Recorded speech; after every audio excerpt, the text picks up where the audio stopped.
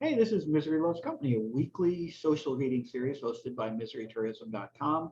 Every Friday night, we welcome outsider and transgressive writers to come and share their work with us. And Josh Sherman is in the waiting room. Buckle up, guys. Oh yeah. um, so we don't have that many people signed up for tonight, but we'll read. And if people have something they want to read after the scheduled readers are done, just let us know. And maybe we can find a way to drag this thing out a little bit. So, first up is Keith. And I know, Keith, normally you don't like to go first, but I didn't have much choice tonight. um, That's fine.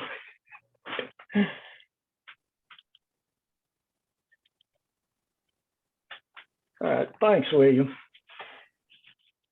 So, in the spirit of Memorial Day, I really appreciate this opportunity to read this story tonight. So, I'd like to begin by reading a short preface to it, and then I'll lead into it. Last year, on the Saturday night of Memorial Day weekend, I was lying in bed listening to the sounds of fireworks. I couldn't get to sleep. I was restless. I decided to write. I had a story to tell.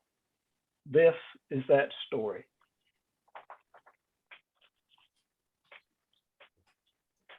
The Marine, Return to Normalcy, Memorial Day 2021. The Marine was missing in action today for Saturday's Memorial Day weekend family lunch. Since his return stateside over 10 years ago, on Memorial Day weekends, he prefers work and privacy. For him, it is a special time for remembrance. Today, the Marine works to satisfy the urges of thousands of people to alter their mental states with beverages, to escape their realities of life, if only for a weekend. A weekend celebrated and advertised this year as our country's return to normalcy and the end of the pandemic. The Marine keeps his thoughts to himself as he delivers beverages for the celebrations and parties. In the evening, in the distance, black powder will explode. Many people will be happy, entertained, and joyous. The Marine is not this weekend. The explosions will continue through the night and tomorrow night and end on Monday night. But for the Marine, some things don't end. They just pause. The Marine remembers the 26-hour firefight, a precursor to his hometown friend's fatal engagement a few days later. He remembers the inability to get helicopter support during the engagement, the improvised explosive device, and the collection of his friend's remains afterwards. He remembers the 2 a.m. satellite phone call he was asked to make to his friend's family, one of the first notifications. He remembers the 3 a.m. call he was asked to make to his own family to advise them of his friend's death and to prepare them for the public announcement to come. The Marine remembers his friend's memorial service in country, his eulogy, the interview with the embedded newspaper reporter and the photographer, the story and pictures later published. He remembers the good times with his friend. The Marine came close to temporarily coming home for his friend's funeral, but that didn't happen, and he accepted it. He needed to be there for his fellow Marines, his buddies. He knew the importance of faithfulness. Stateside, the Marine's family was his proxy. They were there for the return of his friend's remains, the public procession to the funeral home, the visitation, the funeral, and the burial at the National Cemetery. They were there for his friend's family. While all of this transpired in the safety of another world, the Marine and his buddies unselfishly and bravely continued to fight and die to protect our freedoms. The Marine's friend died in the winter of 2010, outside of Marja, Afghanistan. He was very young. He was one of 1,833 United States military personnel to be killed in action in Afghanistan since 2001. On Monday, Memorial Day, the Marine will visit the downtown Veterans Memorial Wall. His friend's name is on the wall. Afterwards, the Marine will visit his friend's grave at the National Cemetery. He will have a private memorial and will leave some special gifts by his friend's gravestone. On Veterans Day, November 11th, and in the winter on the date of his friend's death, the Marine will repeat the routine. He has never missed a date since his return stateside. When he dies, the Marine wishes to be buried in the National Cemetery with his friend and fellow veterans. Semper Fi.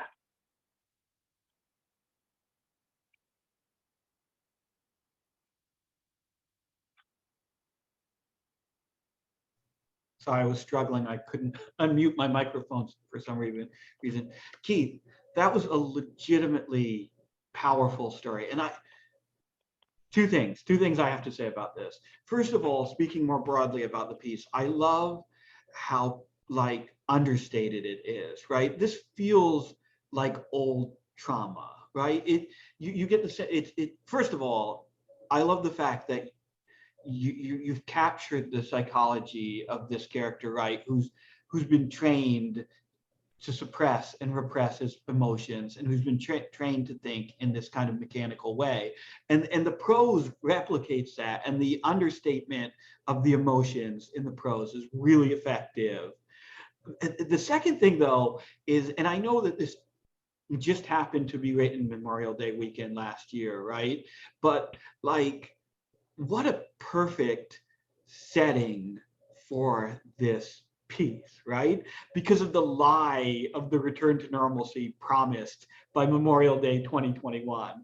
Like that return to normalcy weekend, COVID is over weekend, that lasted like fucking 10 days, right? Before not Omicron, but the other fucking one.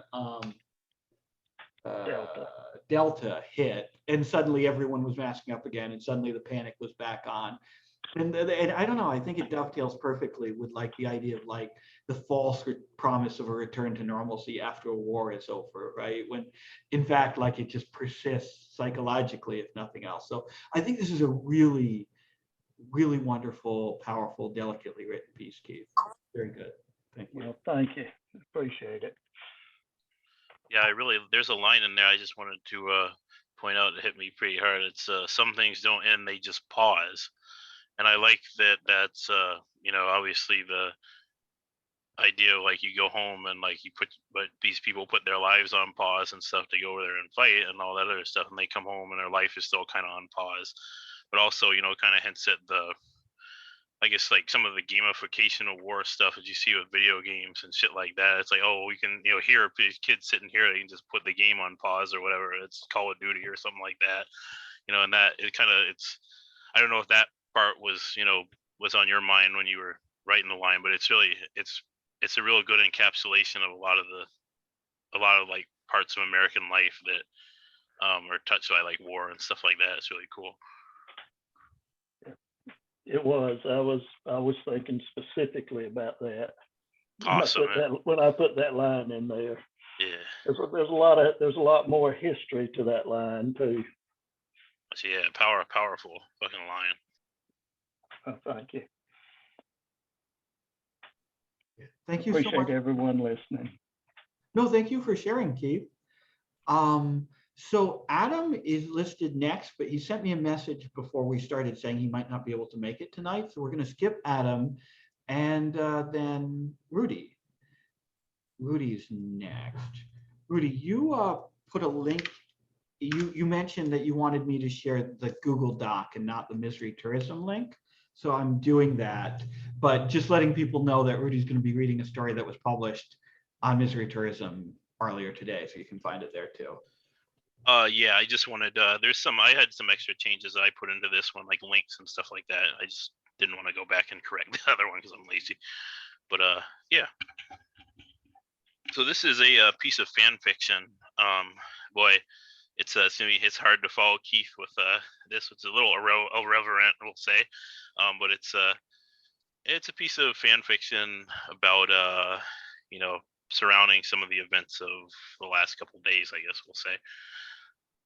Yeah, so I'll just read it. I apologize because I'm going to do Foley into the mic and it will probably be kind of loud and stupid. So,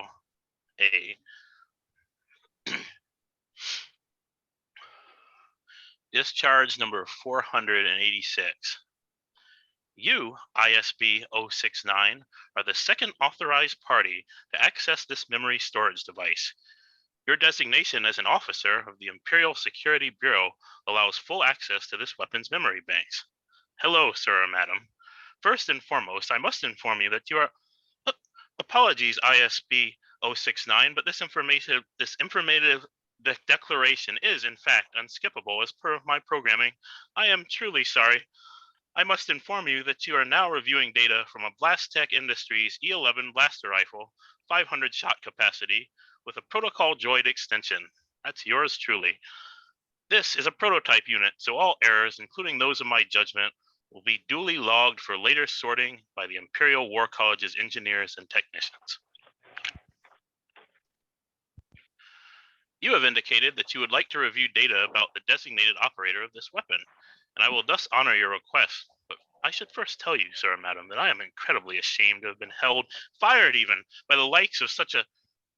right away then, the designated operator of this E11 model is, my mistake, was Stormtrooper TD-8841, a female human originally mobilized on Coruscant with the planetary garrison. I am now searching for data about her heritage, as requested. Oh, data about her ethnicity and heritage seems to be unavailable. I am now searching for data about her heritage, second request. Oh, sir, madam, I do apologize with all the fibers that make up my circuits, but that data seems to be missing. You have selected Review Profile of Designated Operator, and as such, I will offer you just the boring details. The story of TD-8841, before her enlistment in the Imperial Army's Stormtrooper Corps, is rather droll and uneventful. Galactic driftwood, this one was. No prior education. Wage, subsistence class. Father, a droid depot operator. Mother, a waste compactor sales technician. Lack of drive, sedentary lifestyle. Obsessed, emphasis and opinion mine, with self-pity and hollow-net misery tourism. Conscripted into the Imperial military as per mandate. You have selected Review Incident Report, and it is my pleasure to furnish you with a history of this weapon's discharges, with or without commentary.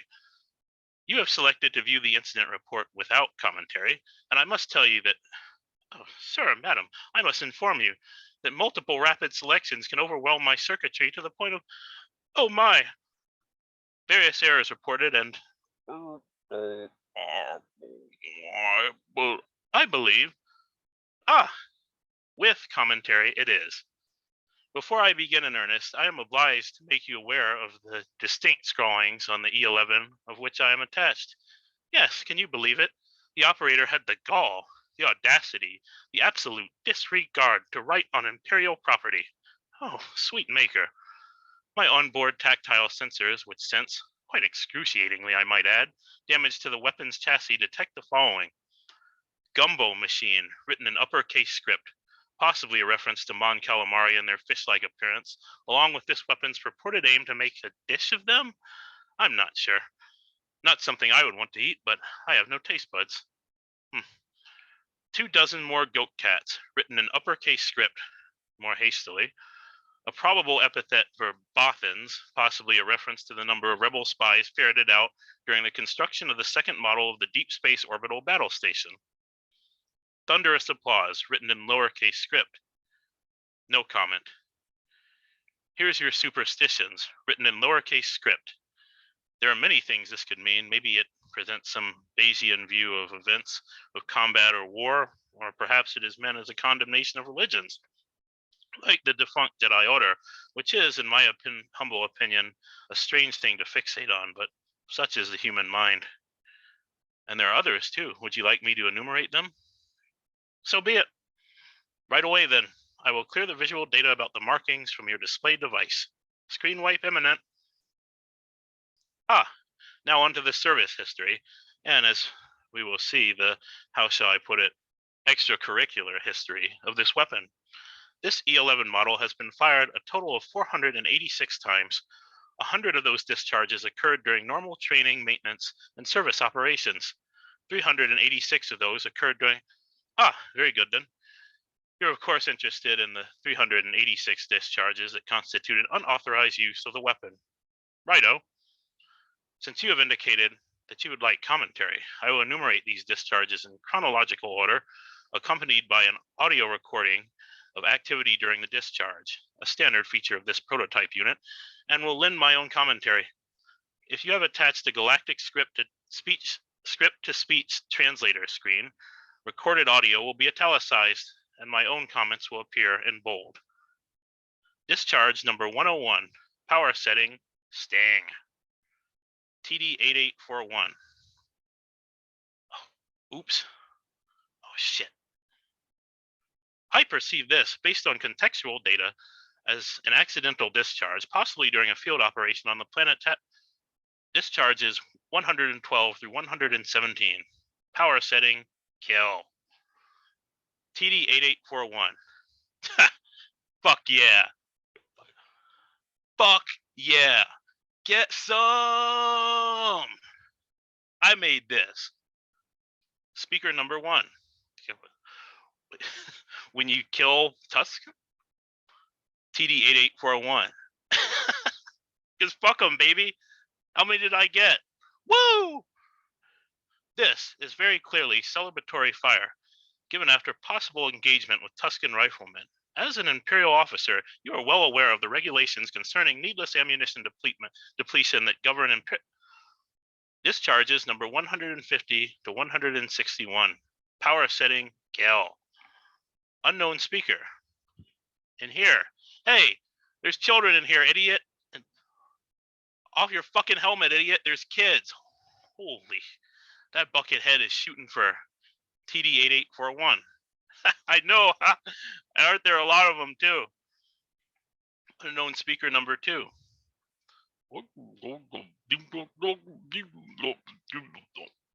Unknown speaker number 3.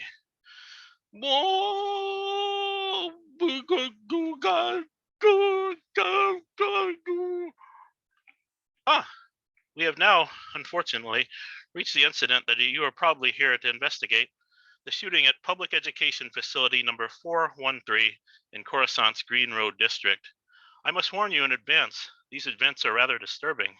Also, I believe salient information can be found starting at discharge number 130. Discharge number 130 to 149. Power setting, kill. TD8841. Right there. Stop, citizen. Yo. Yo, hold up. Pew, pew, pew, pew, pew. Unknown speaker. Whoa! Unknown speaker number 2. TD8841. My authority is whatever the fuck. Unknown speaker number 3. But child, she aiming. Gisco, ugo, kiddo, kid. TD8841 is whatever the fuck I say. Truly mad, I say. She is invoking imperial authority, that of our emperor himself, during this spree of mayhem, and you are indicating that you would like to move on, but I have additional data, not strictly of the discharge variety, but nevertheless salient that I can contribute. As I mentioned, this E11 protocol droid combinant is a prototype, meaning the recording features are still in active development. My recording memory banks contain data from situations which the recorder was switched on unintentionally, including periods where the trigger was depressed when either no plasma cartridge is loaded into the weapon or when the safety was enabled. I can share some of these if you'd like. You have indicated that you would like me to share idle, non-weapon, or non-fire weapon data. As an Imperial security officer, you are probably aware that this data may contain personal information. Idle block reference number 350-B-66. Speaker number 1. See yourself doing that? TD8841. Doing what? Speaker number 1. It's all over the HoloNet. They were AWOL, no orders, no officer presence, just went in and smoked all those sand people. TD8841. Bitch, maybe. You can't see, but I'm rolling my eyes.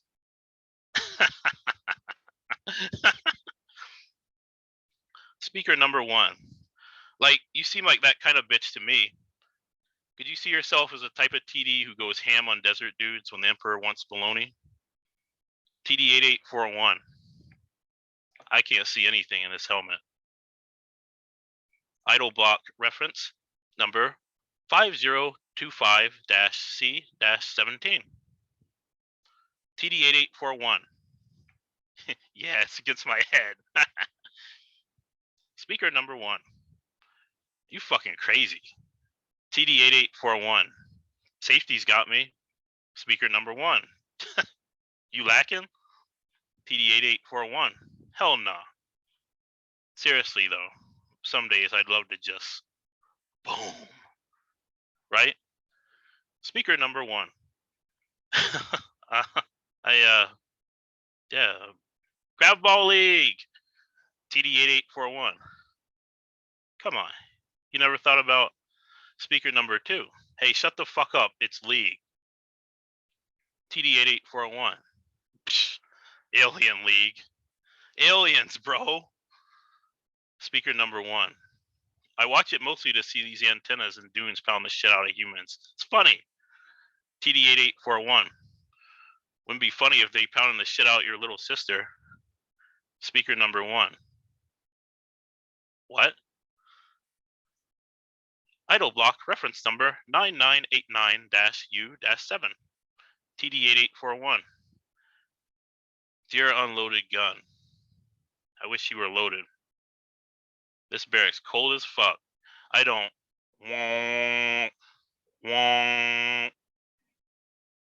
TD8841. Dear gun and self too, probably. I wish you were loaded. TD8841.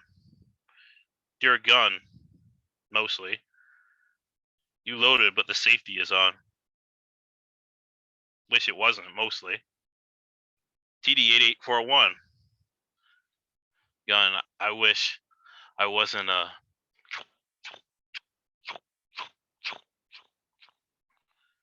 TD8841. At the same time, I ain't no hut fucking reb. TD8841. Dear gun, Emperor, whoever. Give me a reason not to stick this gun to my head every night and to press TD8841. Purpose. TD8841. Guess I've seen him. TD8841. Stupid. Stupid. Stupid. Stupid. Stupid. Stupid. Stupid. TD8841. Sincerely, your favorite deprotagonized no-faced bitch. I must say, suicide is a strange, spurious human impulse. Bless my solid state.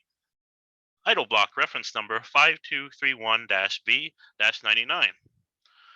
Unknown speaker number 1. How many times are you going to watch that security hologram? TD8841. A whole lot. Unknown speaker number 2.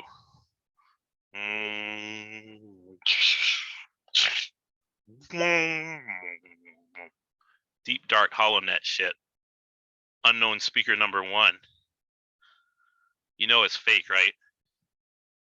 There are no kids there. You have indicated that you would like to erase this memory block. I am more than happy to oblige. Discharges number 207 through 420. Power setting, error, heat. Unknown speaker number 1. Ooga chaka, ooga, ooga, ooga chaka, ooga, ooga, ooga chaka, ooga, ooga. I can't stop. Oh, wrong movie. Sorry. TD 8841. Please, if there's any force or fucking whatever bullshit, just let me just get one. Please, just fucking one. Speaker number 1. Hey, come on, 41. Don't, come on. This is TD 8841. Just one, 19. I just want to kill one. Speaker number 1.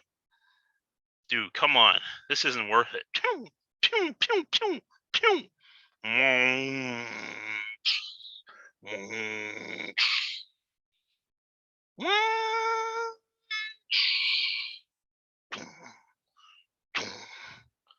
TD 8841. Fuck, just come on. Fuck.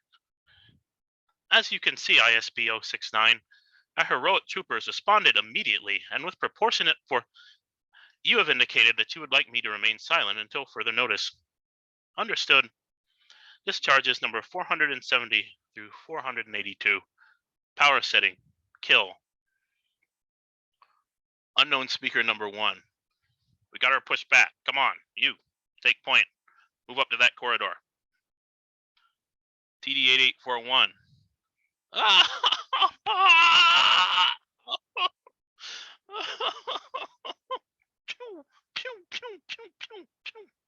TD 8841. Pew pew pew pew pew pew pew pew.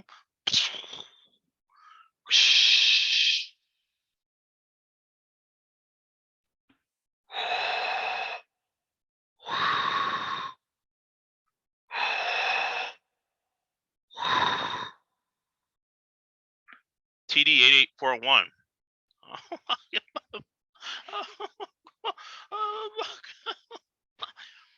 Discharges number 483 to 485. Power setting. Error. Unknown.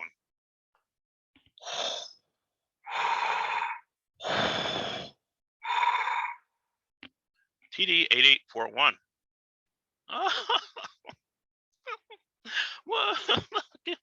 Pew, pew, pew. You are going to end this now. TD 8841. Yes. My lord. Discharge number 486. Power setting. Kill. TD 8841. Pew. And with that, sir and madam, I have now exhausted my report on the incident. You have indicated that you would like to view casualty data for the incident. A perfectly acceptable request. Casualties. Deceased. TD 8841. Weapon operator. Injured. Non-lead deafening. 3 Imperial citizens. Identification credentials unavailable. No casualties among other Imperial Army personnel. You have indicated you would like to end this session and put this weapon back into hibernating passive recording mode. I would remind you, sir and madam, that this weapon system is indeed a prototype, and you should report any relevant concerns to M. Ferris, Head of Imperial Research and Development. Good day.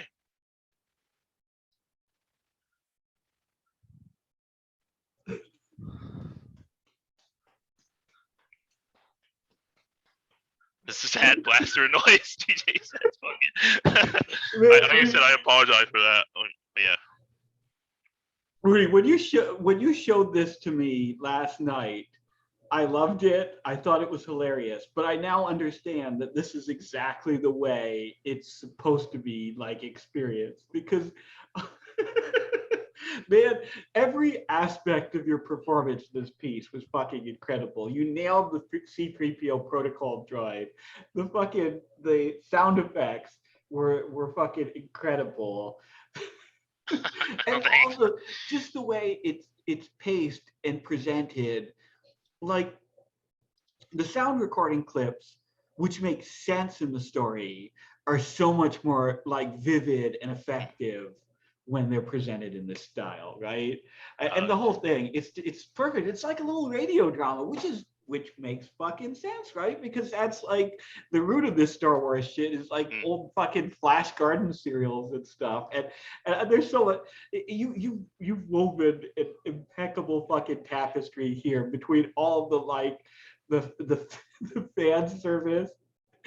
The two levels of fan service here, like the Star Wars fan service and the spree killing fan service. You have so many fucking references and stuff here, but it's all, none of it feels like, oh, okay, it's another in joke, right? Because it's all woven in to this. I don't know how this works. I don't know how this works because if you describe this piece to another human being, yeah. I know. I had a trouble describing. Like, I don't know what this piece is. Like, it's basically a collage of my feelings about the shooting. But well, like, yeah, I mean.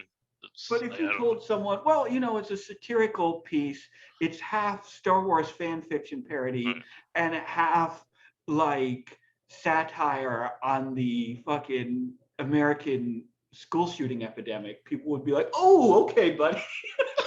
I know, yeah. But the way you've executed it here is so elegant, it's so sharp and so funny. And it's like completely whimsical, right? But it also like feels salient. Like it feels like it has some insight here into like, or like terrible culture of violence too. I don't know. It's pretty fucking remarkable. It's a great piece. Cool. Thanks for letting me read it. It's fucking fantastic. I was listening to you, but I was also watching Gigi's camera, and Gigi was he looked like he was gonna die through the whole thing. He looked like he was having an aneurysm. But anyway, man, thank you so much. Fantastic piece. So up next is, oh, Adam's here. Adam, you had a piece you wanted to read. So I actually don't have that piece in front of me. I just came to listen. Cool. Yeah, No, that's totally fine. I will put you on for next week then. Okay. So, John is up next then. Hello. Hey, John. Hello. So all right, I'm gonna read. I gotta write a chapter thing for this anthology. So I don't know if I'm allowed to read it. But I'm They gonna. turned me down. They turned me down. I applied for that same thing and they turned me down. So read it. Burn them. All right. Fuck yeah. All right. What's it for? It's called Those Who Scream. It's I think it's called Those Who Scream. Yeah, you do owe me a Treasure Wheels Hot Wheel. I'm Treasure Hunt Hot Wheel. I'm very excited. Still here. It is going to come. We'll talk about it after. But yes, sorry. Okay. I'll read the thing. The Greyhound was loaded with that early morning static that discharges with the sunrise. Molly stirred. Her mouth felt sour. She tried to swallow the taste away, but a lump in her throat stopped it from going down. She stood up. It felt good to stand, and she looked out the windshield. They drove down a black road in the dark, the only thing distinguishing the ground from the sky being the glowing white stripes the bus kept itself between. She felt like she was riding in a slot car. Molly sat back down, dozed off again. She dozed off a dozen times, each time waking up in the dark morning. She wasn't sure when she started smelling gasoline, but she knew she smelled a lot of it. She wanted to ask Glennis if she smelled it too, but the bus seat felt too much like a hug. She couldn't help herself from slipping back off into sleep. She woke up smelling sulfur, with the feeling of great big lights behind her, reds and blues and yellows. She woke up to hooting and hollering, and she kept falling back asleep. It pulled right up next to the Greyhound, and with the collective throttle explosion of 16 choppers, Molly woke and stayed awake. They swarmed the bus, they launched fireworks at the windows, they whipped a mirror off with chains, and they cut at the tires with sawtooth machetes. From the inside of the bus, it felt like they were passing through an incinerator car wash. A rider took point in front of the bus and forced the Greyhound to stop. Molly turned to wake Ava and Glennis. They were already awake, eyes narrowed, mumbling secret prayers into their hands. What's going on? A shrill megaphone cut through any thought Molly could have had. Well, Well, now, hello there, folks. I don't want to waste too much of you good folks' time, so we'll get right to it. My name is Rufus Stillborn. Hello. And this is my gang of mutant biker miscarriages. Now say hello, gang. With varying degrees of success, the gang said hello to the bus. Molly tried looking out the window, but Glennis squeezed her knee. Don't. Rufus continued his announcement. Now, this will only take a minute, but we need everyone off that big old bus. Come on, everyone off the bus. One by one, the passengers filtered out. Ava leaned over Molly, talking to Glennis. We need to get her out of here. We can't. They got us all locked up. Well, what are we supposed to do? Rufus continued, a bit more agitated. Come on now, folks. I said off the bus. We need you off that big old bus now. Glennis stood up. Looks like we'll have to get off the bus. They'll spot her. Molly, you got a gun, right? Molly nodded. Glennis brandished a gun of her own. Listen, play it straight. Do what they say, and when I make my move, you hop on a bike and you keep on heading down this road, all right? Rufus eyed the seated women. I see you three holding up the line. Now don't you make us come up there. Come on now, off the bus. What about you two? Said Molly. Don't worry about us. We'll run into each other one way or another. Rufus held the horn on. Hey, I said get off the damn bus. Sandwiched between her relatives, Molly walked off the bus. A biker dressed in all black leather met them outside. Howdy, I'm Slint. Now you three little missies can come with me. He held on to each one of their hands and guided them into a line of passengers. Something struck Molly. She felt as though there was something off with Slint. Maybe it was the cologne he was wearing, or maybe it was the bright green hair that sprouted out of his head. It took her a moment to realize that she, Ava, and Glennis were each holding on to a different one of Slint's hands. Slint turned to Ava. Oh, you're a frisky one. You better keep those little hands to yourself. Ava flinched her hand back, stuck something in her pocket. He put them in a spot between two other groups. Now you three stay right here. Rufus will be here in a second to eye you all down. Then he went back to the bus to guide more passengers along. Molly looked at Glennis. Glennis looked back. They work for Nash. But why are they so? A motor truck rolled up. Why are we so what, sugar? Rufus stopped in front of Molly. Why are we all so handsome? Well, that's a hard one to answer. Some say it's because of the bikes, and he revved up his trike. But I like to think we have some sort of unnatural charm that just makes us. He licked his hand and slicked back his hair. Irresistible. He stuck out a hand to Molly. Rufus Stillborn, pleased to meet you. Molly was speechless at the sight of Rufus. He was a gruff guy, all red and sweaty, barrel-chested. He had a long black beard and a big bushy eyebrow. But that wasn't what struck Molly. What struck her was how his motor trike looked a bit like a baby carriage, and the fact that his massive torso was connected to toddler's legs. And what shocked her the most was the massive single eyeball in the center of his face. Rufus grabbed Molly's hand and shook it hard. Well, hell, it's nice to meet you, kid. Actually, now that I'm thinking about it, you look kind of familiar.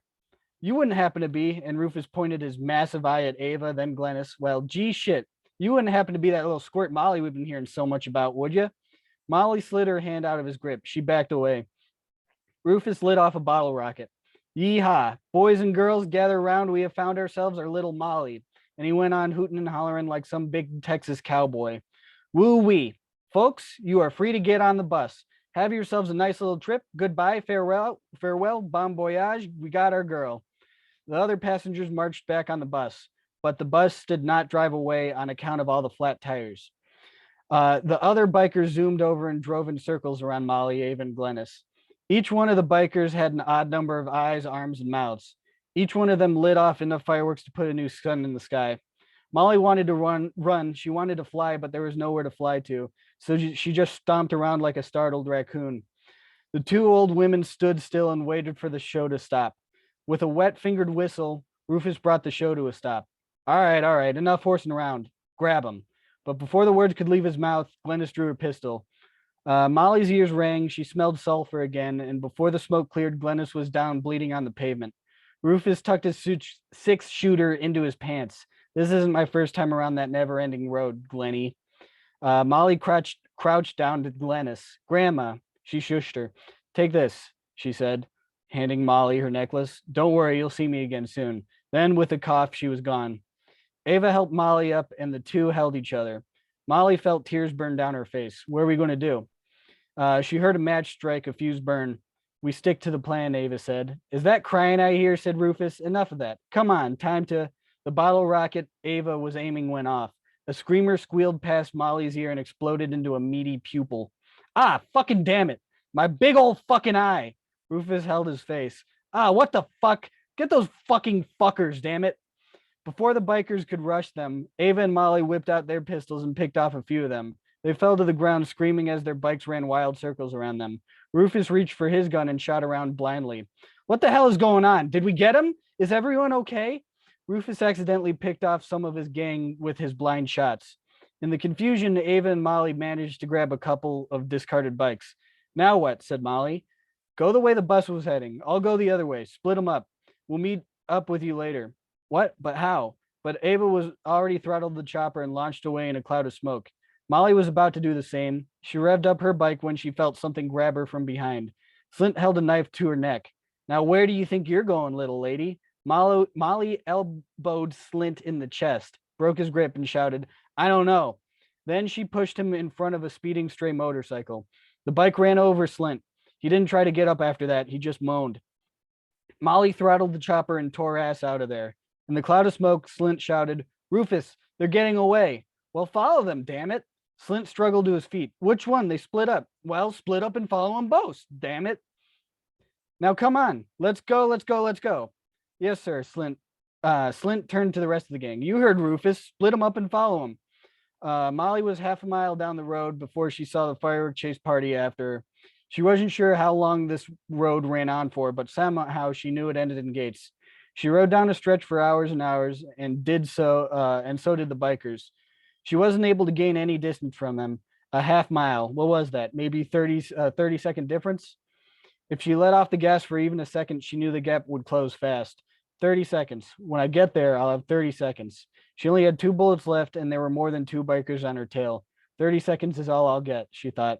She rode on for hours and hours and hours, and for all those hours she rode, the sun never rose. There were only fireworks. And that's my chapter from the book. John, you have like a really incredible pacing. Oh, thank you. You do. Eris is absolutely right about that. And I love, the thing I really love about this piece so far anyway, is that it works like, it simultaneously both works as like a Mad Max apocalypse, like, you know, post-apocalyptic road story, right? Yeah. But also as like a parody of a Mad Max post-apocalyptic road story, right? Just like so much of your work, like as Eris said, like it's propulsively paced, but like every other line is a little swerve, every other line is a little gag. I love the my big old fucking eye, because you know the moment you see that guy for the first time and he's just got one big fucking eye, like why would he have just that one big fucking eye if someone wasn't going to shoot him in it, right? And Yeah. I like the way you like lampshade and play off that, right? It's I don't know, it's funny. It's very funny, John. Oh, thank you. I just want to point out, I really like the name Rufus Stillborn. That's probably the best Yeah. character name I've ever heard, and I might steal that for a D&D campaign somewhere. Thank you. That was one of the 2 character names I was allowed to come up with, so I'm glad I made it count. Fuck yeah. Thank you, though. No, it's tremendous. It's perfectly suited. It's like the perfect like Mad Max Road Warrior name, right? Rufus fucking Stillborn. Anyway, thank you so much, John. Thank you. Dan is up next. And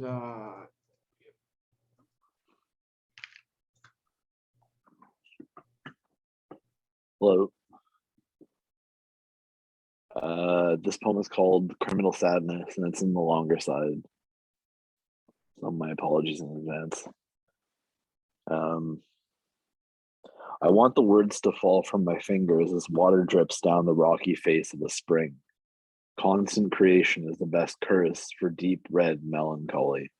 Wednesday was the grim afternoon. I walked through the forest searching for a strong branch to tie a noose to. I thought of the promise I made to an old lover before I left the shadows of the trees. I asked for help, and I got it after being handcuffed and thrown. There's a tiny workshop where they manufacture cops, human mostly, but they love rules, into lockdown with other forgotten people crying into public telephones, reaching for the word to describe what they felt 8 days before they were born. A covenant of shaking hearts, oath of great twin trees, boughs above the night blue lagoon, lasting impression of dirty dope love, couplings no one approves of. She was dragged and screaming, and I loved her even when she thrashed and flailed against security. Through the seclusion room, I heard her sing, and I loved her then too. Nothing keeps you awake quite like death sobs of a black-haired woman. We stole glances when the lorazepam took hold, and she was put in the bed across from mine. In a quiet moment, she asked me, "Do they talk to you too? Do you hear their song carried across the water and the wind? Do you hear it beamed through satellite and cell tower?" I said, "Once I did, and I was chasing them through the streets, guided by the smells of the city, the flashing signs, and the unconscious body language of old men." Our eyes locked, and we both nodded. The pupil said everything from then on. We met when the nurses' backs were turned. She had crushed lilacs around her neck and a rose in the buttonhole of her inmate shirt. Her fist balled, slamming into my chest. Tears running. Broken hearts lead to violence. Sad violence. The softness of it. Around her waist, my hands gripping her tight, the war started. It's easy for the mind to wander along the river of her body, the mouth of where her hips meet her legs, how she flows, pushed up against the psych ward wall. I burned the ships by peeling back her tan inmate shirt. Inside, more tan on a palette, mixed with pink. A thumb and forefinger at her chin. She looked into my eyes, and I tried to remind her of who I was a long time ago. Heat is silent. The lips before touching, they are for touching. The covenant our bodies sign with tongues will last until the morning. The way her legs feel on my palms or on my face. I laughed into her body. There's no joke, only joy when two openings meet. How can we fight when her hips writhe like a snake? Her stomach rolls like an ocean. My tongue, the long-lost ship in dark waters. A grand surveillance. We peer into the lens to watch the watchers. We expect four-eyed gel hairs stroking their cocks to us with Yo, what's up, pajama pants Hitler? on the floor. With handcuffs on my wrists and the rather grim ideals of Sisyphus, largely muted beneath amaretto kisses. I can only cleanse the softness from my spirit, the gelatine parts that other people eat for dessert, the broken dolls melting on that old radiator. She fucked me up in the dark nooks of wood pattern halls, cameras every 5 steps. The voyeurs take bets on who will come first and whether the seed will take root. Pink or blue balloons. After she's dripping witch hazel into the pool of her belly button. I imagine leaves whispering in her hair. Our kisses sent the other panicked patients running. They fear the machine is winning. It's a full body compulsion. Fucking till death do us part. We're chasing the void again 3 seconds at a time. We're chasing butterflies in the meadow of memory. We're chasing down ants with a prism of fire. We're chasing the bubonic mood swings, phlegmatic bent horseshoes coughed up into dirt. We're chasing that first hit, the high never forgotten like the salivating pinprick. We're chasing good health at the end of a meat hook. We're chasing good sex idle on the toilet, swiping astrological signs. We're chasing meridian nightmares down gray fog with crucifixions along the highway. We're chasing hot steel on rubber wheels. Air slicks off bright yellow paint into the mouth of a whore. We're chasing involuntary admission wristbands and footy pajamas. We're chasing the lie we refuse to forget. What love is verboten? They fear our children and our children's children. A legacy of madness like the children of Cain. We are already the children of him, and Lilith knows. No matter how much aeropropyl pumping through my bloodstream, I can still see Lilith behind the eyes of every woman. The dark-haired girl in the psych ward, or the nurses, or the one redhead I see walking her dogs. I just needed to say, look, I'm sorry they's dividing and devouring this land until there's nothing left. We are all responsible for your rape. Either the ones holding you down or watching silent. It's us who have the problems while the empire crumbles a black hole within. The good life is 3 steps out of a 13-story window. Rocket to Mars sent our forsaken bones and ghost ancestors to Red Rocky Dune, sent out our manic daydreams. Family on the sidelines, we're riding rocket-powered shopping carts through empty strip malls. The wheels rattling, we're smoking joints, sucking on pipes. Our shamanic journey takes us down wide pissy alleys on bleeding narrow skates, pacing the halls of the ward, searching for something to pierce the veil. Pretty blonde medical students in tight striped pants with low-cut tops inject charm into the fattest part of our asses. It's where doctors puff their chests and give ultimatums to psychotics. It's where free toothbrushes are given to catatonics. It's where teenage girls try to free the blood from their bodies with picnic knives. We're all trapped here one way or another, a locked ward of body and mind. Expecting sunrises mist below the Haldol horizon, expecting bupropion perkiness to keep us smiling, chained to desks or deep fryers, expecting grandiose upset apple carted off to a forensic hospital with razor blades in our cheeks, expecting mother to push us head first back into the womb. Does the world shake to know it's hated? Does it feel the fist clenched, slamming into fallow earth? That's it. Holy shit. Holy shit, Daniel. You could see the fucking applause.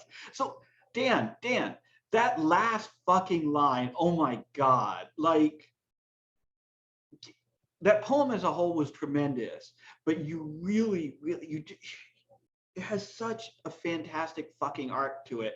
And that last line is like the ultimate culmination of everything that comes before. But let me talk about the poem as a whole here, because this does, I'm going to say something that I've said about other pieces in the past, but it's always, it's like one of the hallmarks of really great fucking art, to me anyway, is that like Tarkovsky effect, like the time dilation thing, where you get simultaneously get the sense that this poem is occurring like in a single brief moment of exchange between two individuals, and also like across the entirety of human history. This is like so like fleeting and so vast and eternal at the same time. And like, I don't know, those are the good feels, right, Dan? Those are the good fucking feels when someone can stumble on that sense of like, you've lost this moment already, and yet this moment like flowers outward into an infinite variety of scenarios across history, across the, oh my God, it's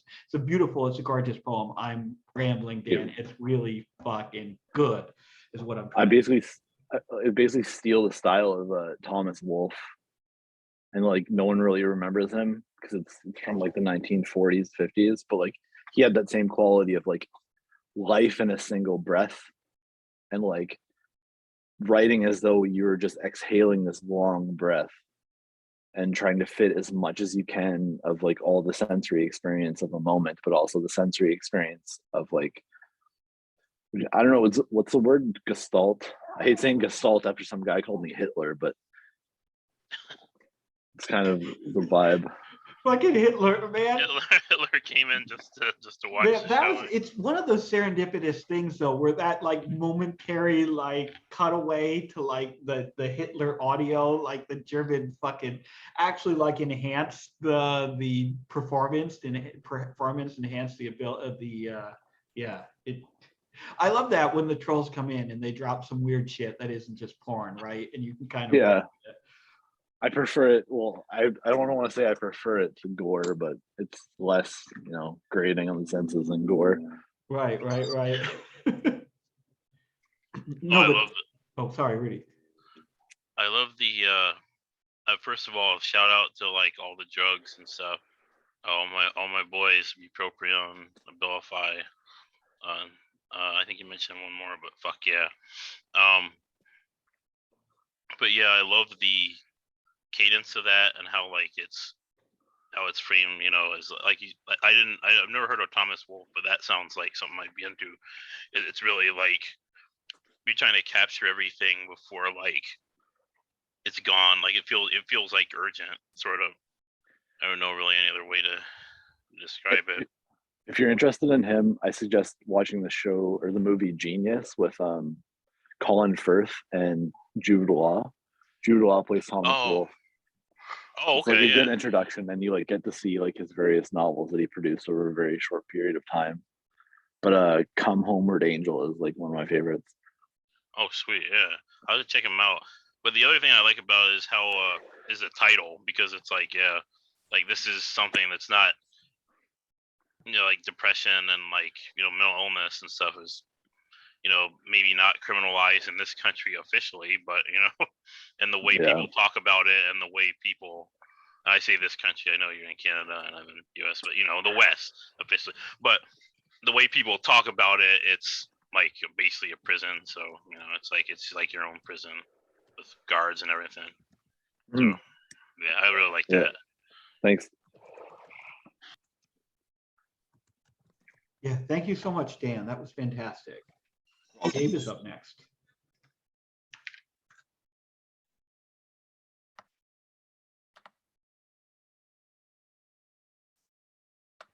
All right. Oh yeah. Okay. You don't have to do this, man. You just walk away, call it a night. You'll thank yourself. In a parallel world, I wish Sethi was offering me advice, but it's too late. We're already in a bar where we aren't exactly safe under these red lights, where you fate your tempt, then tempt your fate when you leave, like you're trapped in everything except the past until you realize that's what got you here. But for now, we've reached our destination, trading stories of what it took. Sethi asked me if I passed that sort of urban nightclub on the corner, the one with all the gorgeous blacks outside dressed to the nines. I'd point to Seth to punctuate, I know the one. When I walked by that club wearing this cheap black suit, I suddenly felt inferior. The way they dress like it's the last night of their lives, and I recalled taking an envious snapshot as I walked by a little more hunched over than before. Well, by the time I was passing it, he says, two enormous guys in pinstripes and elaborate flair were about to square off again. I'd seen them on the ground choking each other out in the distance before the crowd pulled them apart. And man, he pauses, half laughs. I don't know what came over me, but I put my hand on one guy's big shoulder, caught his eye, and said, you don't have to do this, man. Crazy. Then what happened? Well, I guess he did have to do it because he looked at me like I was, like you just said, crazy, then broke free from the crowd holding him back and went at it again. I look around the bar, a place that would have been packed any Saturday night before the plague. But tonight there's maybe 5 desperate people we'll be playing desperate songs for. And in a parallel world, I wish this means there are less desperate people, but we are trapped in this world, or there are, in fact, more desperate people than before. They've just lost the will to leave the house or have migrated to other cities to be desperate. So here tonight at this bar, he and I will be profiting off less desperate people. And I like the way that sounds until the bartender charges me $10 for my beer, malaise inflation. We play, they play. I'm telling the singer how much I enjoyed their set, how their tone felt narcotic. His bass player exits the boys' room where he won't stop entering, and I sense him somewhere behind us before I know he collapses. His eyes roll upwards. It's almost encouraging the way the singer yells Narcan to each of us, but he's not getting it. So he screams, salt, salt, give him some salt, like the bad taste just needs seasoning, even though he's shriveling, a spirit threatening to leave. Instead of gawk, I tell myself in this world, you don't have to do this, man. You just walk away, call it a night. And so I do when the paramedics arrive. I take a left, then a right, reversing my path, testing my luck. I approach the other club where Sethi thought he'd save the night, an even larger crowd this time, where no one is taking sides. Instead, they're forming a circle around their own collapsed figure with a foaming mouth, like it's all synced up with our scene behind me. They're calling the EMT, unaware they're right around the corner, so they'll be with you sooner than you think. Convenience by proximity in the same bad batch as the bass player. Their brother, our brother, finally, we're all brothers now, drinking from equal reservoir. Oh my God, Gabe. Oh my God, this is a fantastic piece. This is a perfect little flash piece. And that, once again, this has been the day of like fantastic last lines, because this one has not one fantastic last line, but two, because each of these sections ends with absolutely incredible last lines. And that malaise inflation, oh my God, I'm envious of you, man. I'm envious of that turn of phrase. It's so perfect. Like, in the whole way that line, the "so here tonight" line is structured is so good.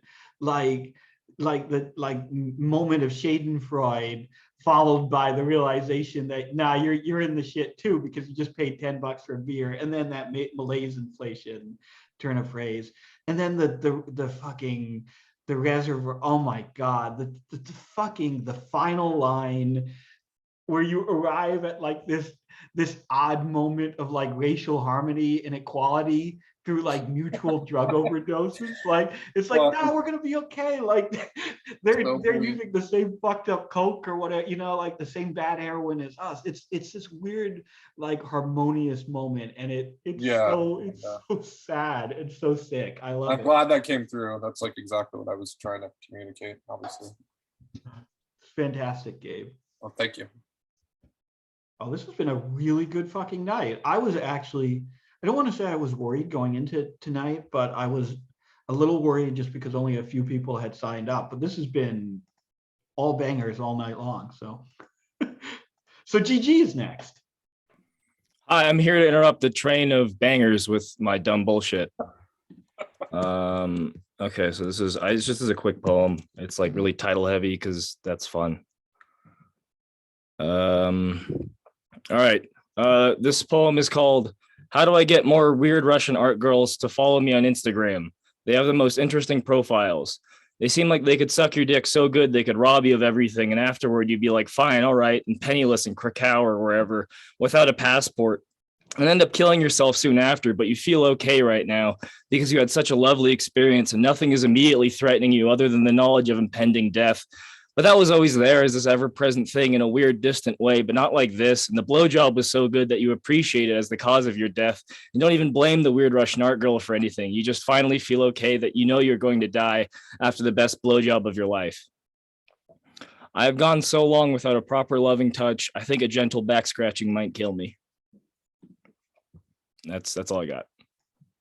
What are you talking about? Another banger, man. This is great. And yeah, you're doing the extremely long title thing followed by the couplet, but you execute it like so brilliantly here, because usually like when a piece is structured like this, the title is the poem and the poem is the title, or whatever. The poem itself is kind of disposable, but not here. Here, the poem is the title, or the title is a poem, but the poem is still a fucking poem, and that couplet is still fucking devastating. Like, it's so.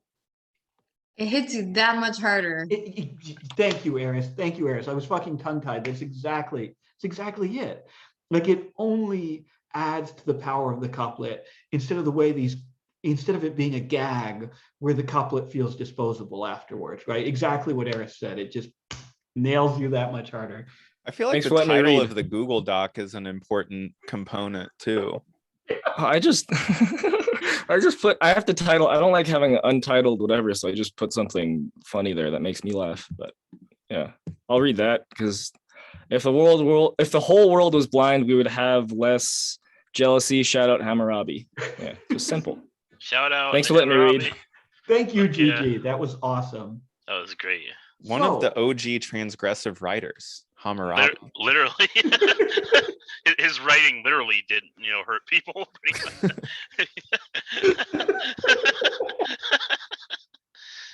All right. Okay, so Carter, you said you had something to read. You're up next. Yeah, I got some options. So I just poked through some works in progress and works recently finished, and I got like I got a fun thing, a weird thing, and a sad thing. First person who tells me which one to do, I'll do it. I won't do it. It looks like we've Weird. got almost consensus. I see 2 votes for fun and 1 for sad. The fun one's shortest, so let's go with that. And I think Rudy said weird. I'm a conformist here. I'm gonna go with fun too. I'll do the weird and the sad one another time. But the fun ones, the other 2 are kind of long, so this one will be good. Okay, so quick preface to this one. I wrote this with an AI, and I did it by just feeding the AI like some random details about my life and like asking and answering a few questions. Like I made the AI interview me and then just asked it to kind of like spit out a story. I did just a little bit of editing. This is mostly generative, but it's I don't know, I like it. It's called I Have Been Asked to Write the 9th Season of Game of Thrones. I sit hungover at home staring at the email. It's from David Benioff and DB Weiss. Good afternoon, Carter. We're excited to announce that you will be the lead writer on the 9th season of our show. I read it again. For a moment, I can't breathe. Apparently, it's true. I've been asked to write the post-ultimate season of Game of Thrones based on the series of epic fantasy novels by George R.R. Martin, a saga that has been unironically called the greatest story ever told by fans and critics alike. Of course, I don't believe this. Only a fucking moron would believe this. So I stare at the email, I read it again. I look at the signatures and somehow the names look right. Exactly the same email address as my friend who was working as a casting assistant on season 2 gave me. It's not spam either. It's a reply to the 17th query I've sent them, the 4th this year. It's the email I've been waiting for. This is the fucking email I've been waiting for. I try to convince myself I'm not imagining things and my eyes aren't deceiving me. I'm not experiencing some sort of elaborate, protracted dream where I wake up to a DM from David fucking Benioff saying he's sorry, but there's been a terrible mistake. In a pure panic, I run downstairs and check my calendar. It's December 28th, 2021. I run upstairs and check the date on my computer. It's December 28th, 2021. I go to the bathroom and I check my phone. It's December fucking 28th. I'm awake and this is real. I'm awake, and this is the day I get hired to write the ending of Game of Thrones, the real ending, not the phoned in, dang, we'd really rather be making fucking Star Wars ending that we got in 2019. I don't believe it. I can't believe it. I've been trying to get to this moment since I was 9 years old. I've been working towards this since I was darting from Age of Empires 2 on the Windows 2000 to gel pen scrawled fantasy maps on my bedroom floor. I've been dreaming of writing this show since I was 22. I've been living with the kind of fantasy that Game of Thrones represents since I was born, I think. The idea of a world beyond our own, but not so different, where people perform great deeds and discover intangible mysteries, but they're still just people, you know, beholden to all the flaws and mundanities of the everyman. The mirror world, the perfect alternative, the dragon everyone with an imagination is chasing. Even though there's no way to explain any of this, I believe it fully. The dream. After I wash my hands and sit down, I force my trembling fingers to respond. Great, I type, affecting all the enthusiasm of someone whose boss just rescheduled a meeting. I'm thrilled to be a part of it. Please let me know details whenever you have a chance. Best, Carter. I can't stop staring at my monitor. I'm terrified this is a cruel joke. I delay, I close my eyes, I force my hand to click send. I feel like I need to distinguish this moment from all the other moments in my life.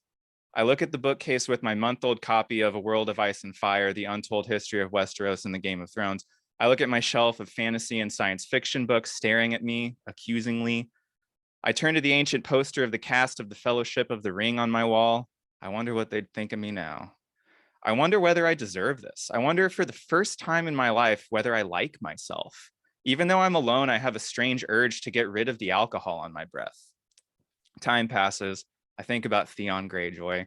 I think about how his story devolved into one of pure trauma while discarding anything real or relatable about the character. I think about Dany Targaryen, how wonderfully acted but poorly written her part was, how off base it was that everyone saw her as a feminist icon and not a symbol of absolute power's corruption.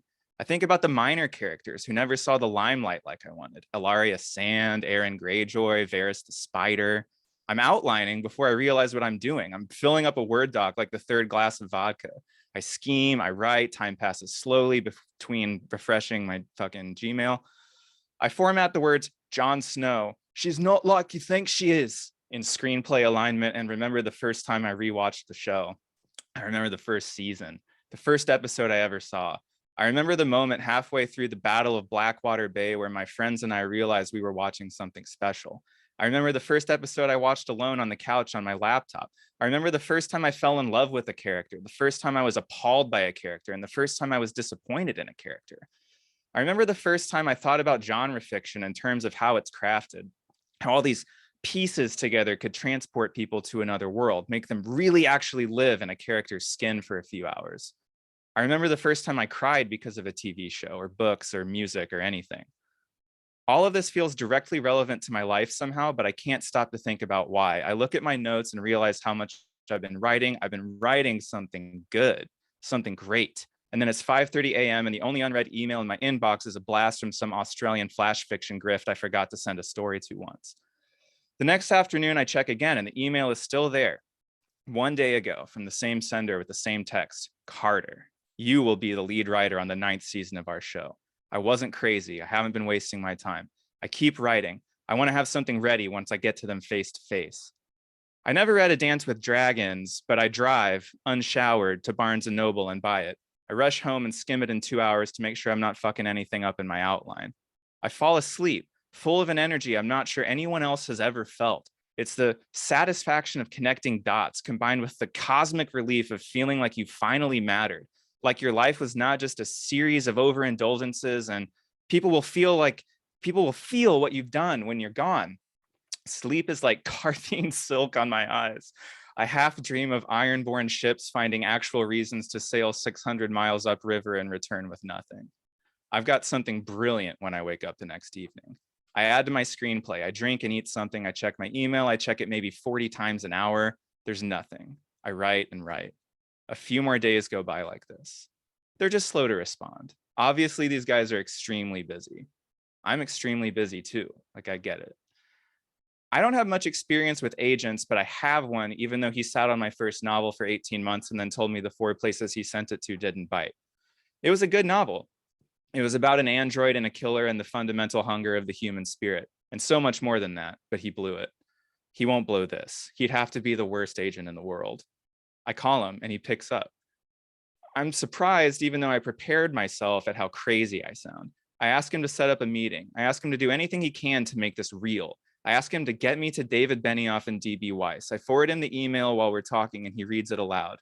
Outside my window, there's a minor car crash I ignore, like the squawking of crows. How did you get this? Is the first thing he says.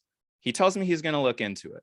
I confirm I'll be on the first flight to anywhere, and he tells me I'd love nothing more than for this to come to fruition.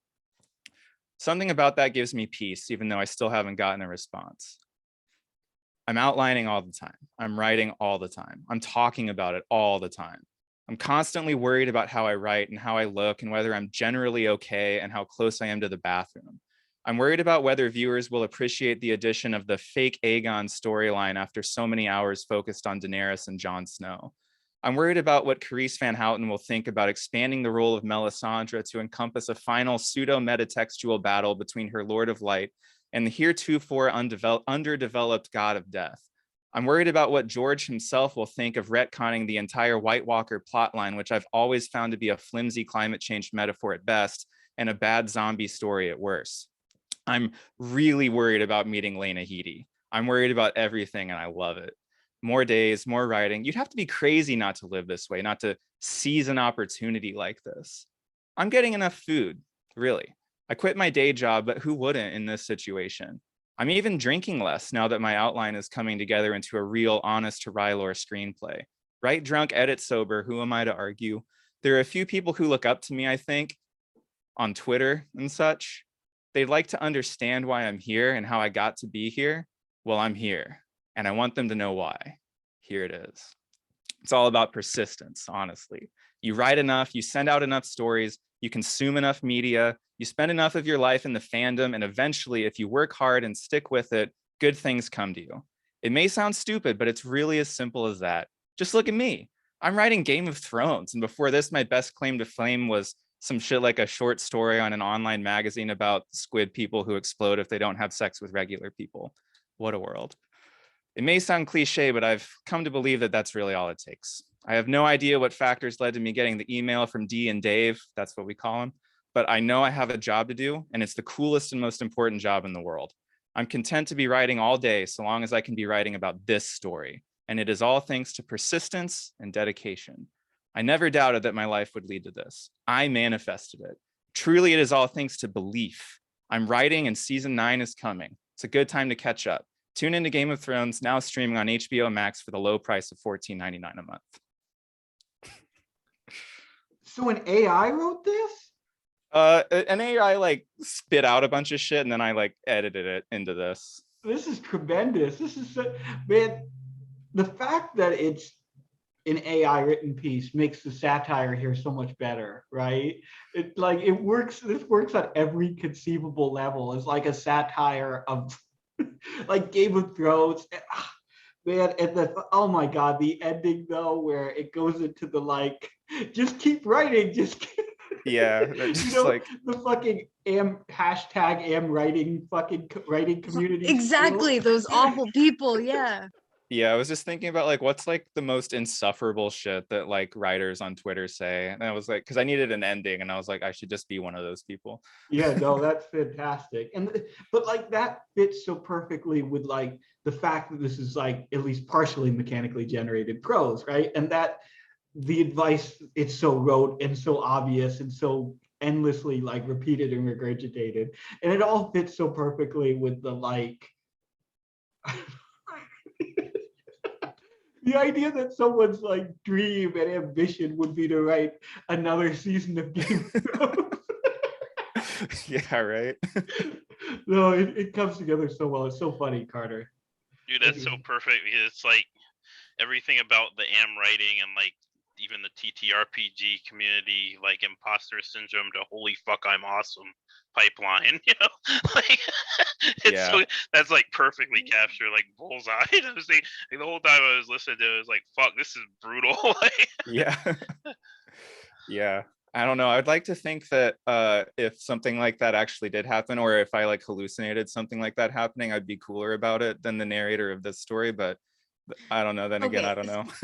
Okay, that actually that story reminded me of when I was like 17 or 18 and I went to the UCLA book fair and they Manic Depressed offered me a job as like a copy editor. So then I moved to San Francisco and then they never called me again. And I was like, hey, hello. Damn. No, but it's fine because like my life worked out great, but like shut up. Anyway, but I was really like that's like, but also I really loved how you added like the insufferable people like that is it reminded me of like how certain recovery people are just awful like ugh. Yeah, Totally. that was fucking brilliant though, and I can tell you had so much fun with it just by the way you executed it. Fuck Yeah, yeah. I love that process of like just like having a like giving a machine a little bit and then having it like spit a lot at you and then just kind of chiseling it. I feel like most of it was like sentences that I rewrote to make the story, but there's a few things in there that like were totally just the AI's idea. Like I told the AI that I have IBS and it like kept like every paragraph it would get Why do like all wanted me to great go to the writers have bathroom. IBS? It like really wanted me to go to the bathroom. And so I think I took some of it out, but there's like 4 or 5 lines in that story about like I really want to be close to the bathroom. holy shit. It's like, how does an AI even know what like why does it know to care about the bathroom? I don't know. Oh man, that's so good. William, you also wrote something like that was AI generated, and it had that really great sentence about like, I don't want to become one of those people that doesn't appreciate things until they're banned from California or something like that. I did a few pieces that were written with a predictive text editor, which basically kind of mimics like predictive text on your phone, where you'll feed it like a library of shit. Like I remember one, I fed it a whole bunch of like school shooter manifestos or something, and another one I fed it a whole bunch of suicide notes, and then it uses that to decide what words it's going to feed you, and then you pick one word at a time and kind of construct sentences to the best of your ability using those single words. So it was probably from one of those. It might have been, I think it might have been from the Suicide Note one, Eris, but I'm not sure. But yeah. No, it is. No, it's fun. Any kind of like constrained writing activity, I actually really enjoy, because I hate like being alone with my own brain when I'm trying to write, and just like It's the worst. pounding It's away, terrifying, you know? right? Yeah. But no, Carter, that was fucking fantastic. Yeah, And thanks, guys. last up tonight, Adam has changed his mind and he'd like to read a couple of poems from, is it from your new collection or your old collection? No, it's the old collection. Old collection. Yeah. Sorry if they're not bangers, but I'll be quick. The first one's called Training Wheels. And sorry, I don't have a link. But it all started when they took the training wheels off. They were down at the park. He sent his daughter off down the sidewalk on her bike. He had a little travel mug with his vodka Sprite in it. She flew over the handlebars about a block away. She had a helmet. The wife ran to her. He had to do a slow jog. He didn't want to spill his drink. When he caught up, his wife laid into him. She started shit right there in the street. She was all up in his face. She didn't make sense. Not really. So he threw her to the ground. It was like this little body slam. She went down hard but got up quick and backed off. Then he threw the bike at a car going by. His daughter was crying. His wife was still screaming from a little ways off, probably about being thrown down. They were making a bunch of noise. He hated it, so he jogged off with his mug. He was stopped by the cops about 2 blocks over, walking fast, smoking a cigarette. It was a nice neighborhood where people grew vegetables in raised beds and went out a lot and tipped 25% and supported all kinds of causes with their checkbooks and called the cops on each other. This one's called The Cabin in the Woods. Bruce went to his cabin. It was up north. It was remote. Bruce was single. Ever since his old lady died, breast cancer. Bruce was 55. His kids were grown and out of state. He got cards on his birthday. He liked to fish. He liked his beer. On the second night, he went out onto the back roof, looking out at the woods, away from the lake. There was nothing but forest. He had a 6-pack of hams in his little soft cooler. On the 4th beer, he had a stroke. He went down soft and kind of laid there, sweating and clutching, cursing, and kind of vibrating, alone. When it was over, he was dead and he started to roll down the roof, but he got caught on the chimney. So he just laid there for the spring and the summer. Nobody saw him from the lake because he was out back. He changed a bit. I guess he kind of dried out in a way. The crows got to him too. Then a big storm hit in the fall, and a gust of wind sent him off the roof. He blew out like a stuffed pillow on the ground and kind of scattered, I guess. So that was Bruce. This one's called A Room to Let. Hiding in my room, in my folding closet, 10 Stellas in, living with a killer. I found him on Craigslist. An ad for a room to let, quote, roommate wanted, end quote. Now he's been here for 3 months, and he just confessed to killing a woman. He's in the kitchen. Now he's on the phone. I'm drinking Stella's. In the closet. I don't know what to do. He's a killer, but he pays his rent. He's all right. But I'm scared. I need a Stella. I need an Ambien. I can hear him on the phone. I can hear him in there telling stories. He's up to something. He's coming down the hall. He's in the bathroom. Now he's back in the kitchen. Now he's on the phone again. This one's called Drunk Injuries. Not much needs to be said on this point, so I'll be brief. Once in a while, you wake up with a bent finger or a gash next to you, or a missing toenail, or a partly shaved head, or a swollen foot, or your face covered in Sharpie, or maybe you have a dent in your leg, the dent that never heals, and you swear you're through and you go clean for 2 nights, 48 cans of LaCroix, but then you're back at it again. I'll be brief, goddammit. All right, this is the last one. It's called Mike, the Assistant Hockey Coach. He was sitting in his Tahoe out in the mostly empty lot near the Buffalo Wild Wings, out on bond for his third Dewey, high on Xanax, looking out at the suicide sky through his white Oakleys. He knew all about hell. He was living it. Sheila, his ex, put the fix on with some vampire lawyer from Legal Aid, the old order for protection routine. He was pro se. His ship was sunk from the start. He tried to cross-examine her, but the judge interrupted. He didn't know the rules, she said. You have to do it right, she said.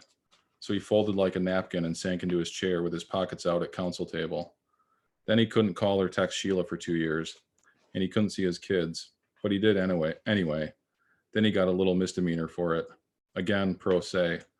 The prosecutor told him to plead guilty. She said, don't get a lawyer. Just plead guilty and take a slap on the wrist.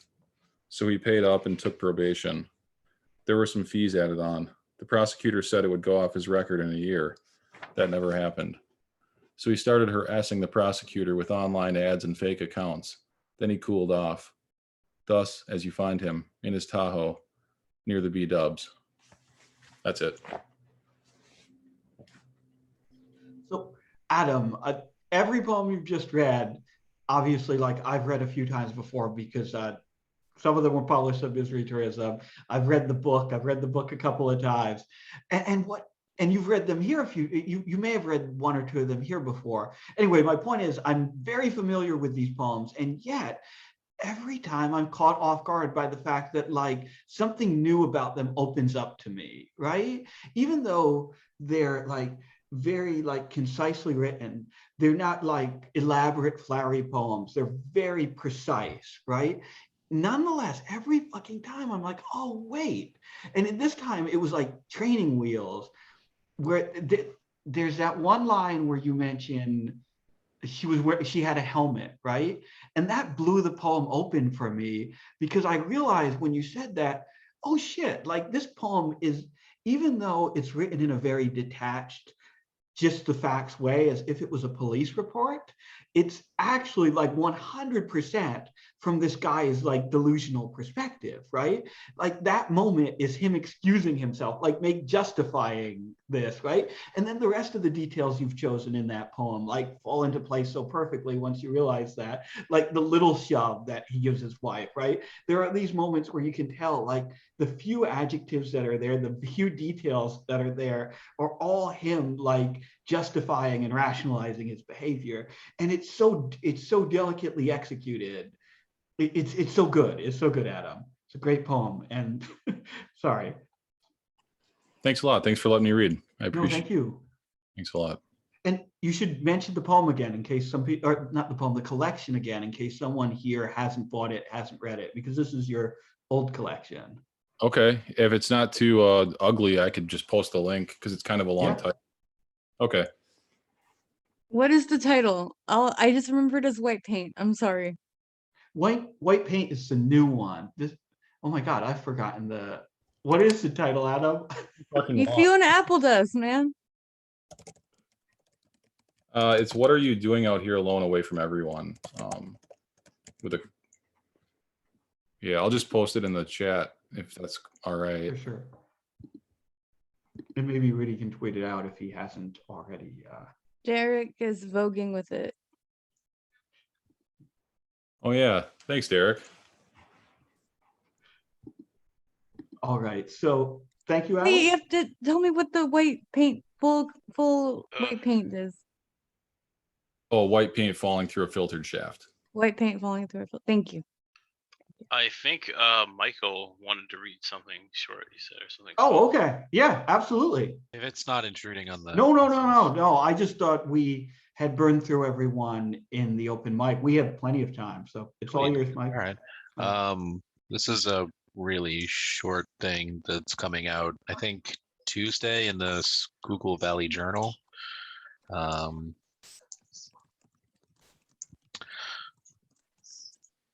Cool. It's called Honey Barbecue. New chicken place just off Montfort Center, an immediate hit, no fanfare, just chicken greased on site. I was out of school, academic probation, flunked parents, yanked tuition money, one of those situations. Opening morning, I take a low paid delivery gig. Bird runs out at noon, breading on the kitchen floor, clings to shoes like fresh brown snow, but goddamn, I had more cash than missed opportunities. By second week, Lou, the owner, rejects every other order, snarls, no more honey mustard. People keep begging for a taste anyway. Tell him, Lou will pay extra. Just save me, Lou. Hangs up, rips out, leaves, doesn't come back. Third week, some guy stakes out parking lot, rifle at the steering wheel. Guy bellows, honey barbecue, honey barbecue, honey barbecue. Cop calms him, says some things, guides car back to the road. I watch rear lights shake like baby rattles. Cop says, bad heart, distant kids, dead wife, bad dragon took her. The thing about working delivery, you're an invisible eye. Money input, food output. Don't think about the insides of windows. Just count the fucking money. Like this one acid party edge of town, $90 order. Homeowner collects beer, flooded dollar bills. Everybody is soaked. Some dude topples, crawls to stereo, tears, volume knob to max. Metal wave crowd flows back, ears trapped. I'm $20 short with one foot out the door. Guy rides on carpet, jabs, bloody finger at ceiling. Maybe God, maybe nobody. Laughs, says to me, you hear this, man? Holy fuck. Holy fuck. That's so I love fucking stream of consciousness style shit, right? And we've published like a number of like stream of consciousness flash pieces in Misery Tourism. So like you had me at the structure of this, but my God, this executes on it so well because there are so many like different movements in this piece. Like in this relatively short piece, like every time you start to think you know where this is going, like, oh, okay, this is going to be kind of a sad flash piece about someone working a dead-end job. No, there's a guy with a rifle outside. Like the way the honey barbecue sauce thing like escalates into something wild and insane. And then the way it pulls back, right? And goes back to like the normal delivery. And it's all like without a breath, without a break.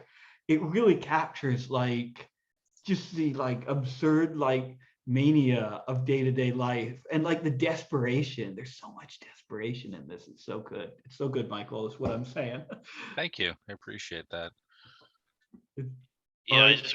I want Yeah. to say about the cadence of that piece, just real quick. Harry Truman, Doris Day, Red China, Johnny Ray, South Pacific, Walter Winchell, Joe DiMaggio. I mean, it's like the kids. It was so perfect. Like just like I was thinking of Billy Joel. Like we don't, the whole time it was just like it fucking whips, dude. Like the barbecue, into the tangents about like life and about just how it spirals down into this thing that's like so like almost like a Katamari ball, I guess. Really, is what I feel. Sort of, it's really good. Thanks. I appreciate that. I mean, this isn't like directly a true story, but I did work at a chicken delivery place in college that was like the most popular place in town, and there was the thing at the end about that party was like pretty true. I went to do this one delivery, and like these people were just Did you ever have They had- access they to a had- chicken costume? no, unfortunately not. Oh, Yeah, delivery. So I mean, that's like the pace of delivery, though, right? It's like it's paced like life, but fast as shit. I would work like 14-hour shifts and do like 50 deliveries a night because this place would Holy just shit! they would just constantly get orders because again the chicken was so good. And yeah, you would drive out into the middle of fucking nowhere and you'd meet some real wild people. So but yeah, no, I appreciate the thoughts. Thanks for letting me read this. And yeah, like I said, this will be out at SVJ Lit on Tuesday, I think. Cool, perfect for the Awesome. long weekend, the long barbecue filled weekend, probably. Yeah. Yeah. Oh, that's great. Yeah, we had a really well, first of all, thank you, Michael. That was fantastic. But we had a really interesting mix tonight, like between like some pieces that felt like Memorial Day themed and a lot of like satirical genre pieces. This is a real like, which I mean, it's Memorial Day weekend, which used to be like one of the big like film opening weekends, you know, back when people went to the movie. I don't know. Great kind of selection here tonight. Anyway, I think I'm gonna call it there. As usual, I'm gonna leave the Zoom meeting up for a little bit, but I think we'll end the reading there. Thank you to everyone who read, and thank you to everyone who came. This has been Misery Loves Company. If you're watching this on YouTube after the fact, we do this every fucking Friday night, 8 p.m. Eastern time, 5 p.m. Pacific. We tweet out the link from our Twitter account at Misery Tourism, you know, around 8 p.m., just around starting time. And that's it. I think that's it. Thank you, everyone. Have a happy Memorial Day. Is that something you don't wish someone a happy Memorial Day? It's kind of a, yeah. Anyway, yeah, I'm done. If I can find the, okay.